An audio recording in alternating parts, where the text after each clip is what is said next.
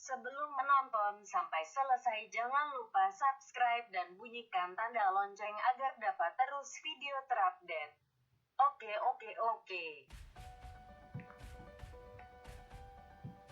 Menteri Keuangan, Menke, Republik Indonesia, Sri Mulyani, baru-baru ini membeberkan inti program kerja yang ia beserta jajarannya upayakan. Dalam unggahan Instagram pribadi Fajrul Rahman milik staf khusus Presiden, Fajrul Rahman, Sri Mulyani mengatakan pihaknya memiliki satu gagasan besar yang bernama pembukuan aset-aset negara. Republik Indonesia tadinya enggak punya neraca. Jadi barang milik negara pun tidak diadministrasikan, tidak direkod. Kita asal bangun waktu Pak Harto 30 tahun bangun banyak sekali, nggak ada pembukuannya, ucap Sri Mulyani dalam video yang diunggah pada tanggal 20 Oktober tahun 2020 tersebut. Sri Mulyani menegaskan ketidakjelasan pembukuan tersebut berakibat pada kerugian besar yang dialami negara karena kehilangan barang yang menjadi hak miliknya.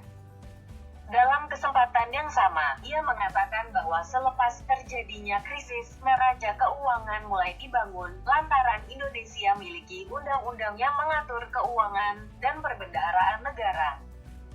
Jadi waktu kemudian terjadi krisis, kemudian kita punya undang-undang keuangan negara dan perbendaharaan negara, kita baru mulai bangun neraca keuangan, katanya.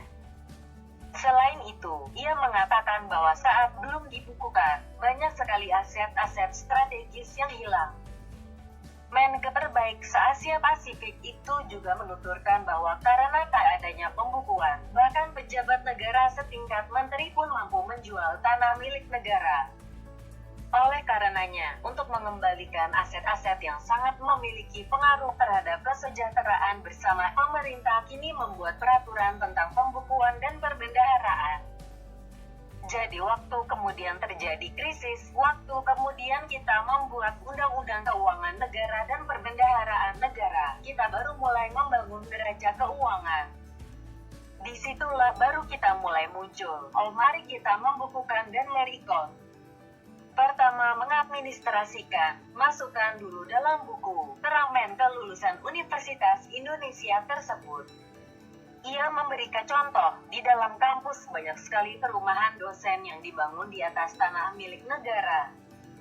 Tetapi karena tidak adanya pembukuan, tiba-tiba tidak ada kejelasan terhadap status tanah beserta bangunan di atasnya.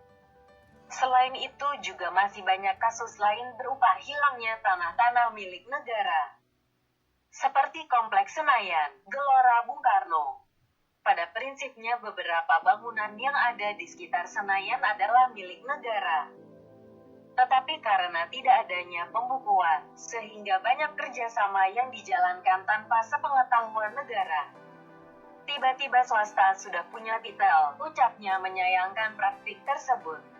Di akhir pidatonya di hadapan para mahasiswa tersebut, Sri Mulyani pun menegaskan bahwa pembukuan dan perbendaharaan ini merupakan prestasi di balik gagasan revolusi Indonesia.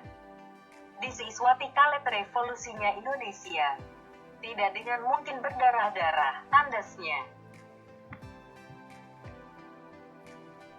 Terima kasih sudah menonton, jangan lupa subscribe, like, bagikan, dan komen.